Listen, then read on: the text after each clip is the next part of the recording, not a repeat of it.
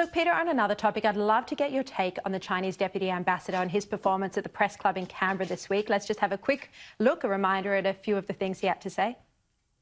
But more importantly, it hurts the feeling of the Chinese people. They use a lot of Chinese idioms and sayings to describe their emotion, but it's difficult to translate. I think it's approximately identical to Julius Caesar in his final day when he saw Brutus approaching him. Et tu, Brute?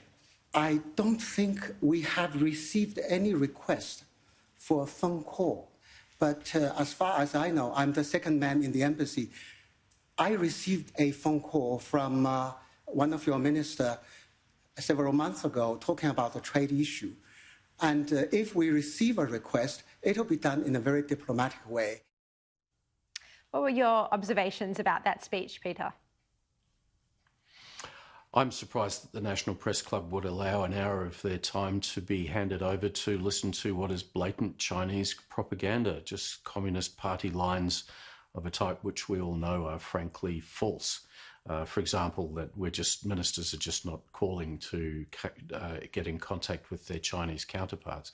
You know, we all need to, I think, apply a really healthy dose of scepticism to some of the nonsense that was being peddled at the Press Club.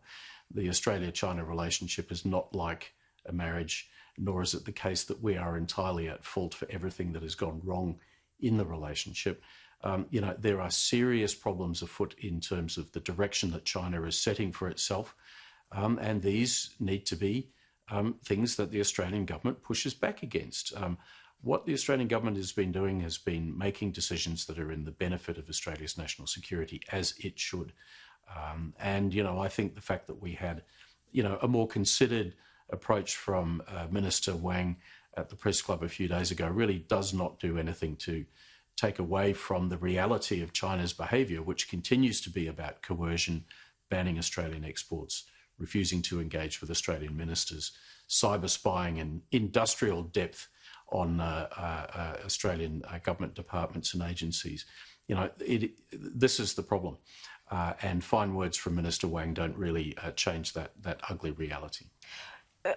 Ultimately, what do you think China's end game is in antagonising Australia like this through the examples that you just pointed out, whether it's tariffs, whether it's the espionage, whether it's the hacking? Sharri, I think what China is doing is trying to create a system whereby all of the countries in the region around it are going to adopt a sort of a subservient position to them. China wants not just to be a leading player in the international environment, it wants to be a dominating player in the international environment. And it's going to try to coerce or punish countries that do not support them into being quiet, saying nothing critical, only being praiseworthy of Xi Jinping and the Communist Party.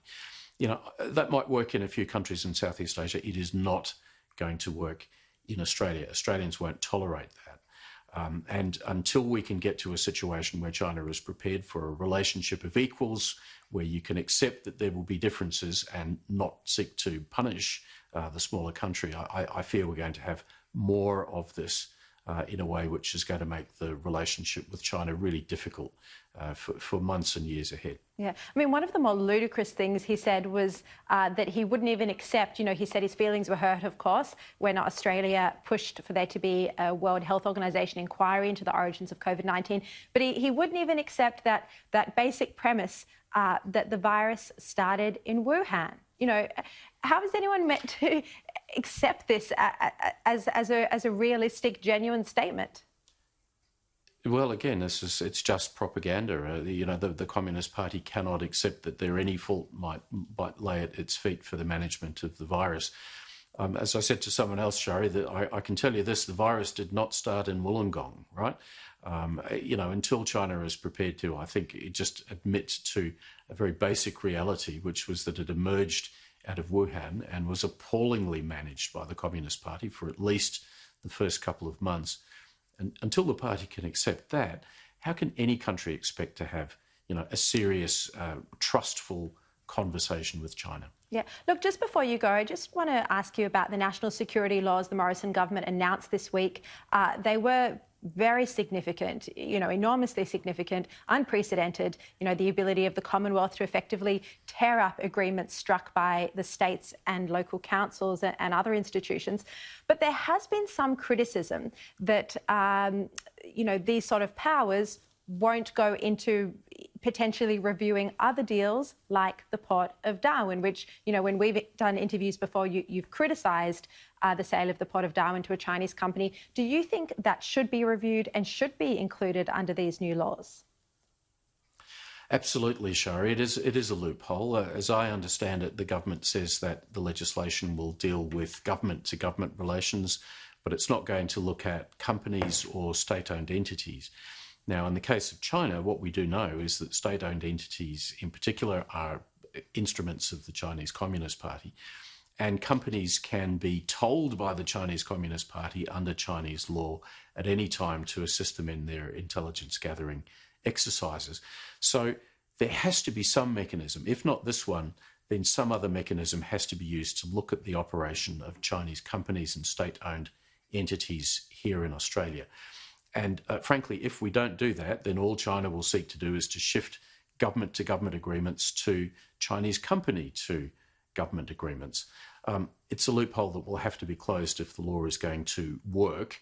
And I think it's essential that this is done because a lot of what gets agreed is actually agreements that involve Chinese companies and state-owned entities, not just provincial or indeed the Chinese central government. Yeah. Well, given Anthony Albanese was critical of the fact that it didn't encompass, deals like the Port of Darwin in an interview this morning, perhaps Labor will be moving an amendment. We'll have to wait and see. Peter Jennings, thank you very much for joining me tonight. Thanks so much, Sharri. Nice to talk to you.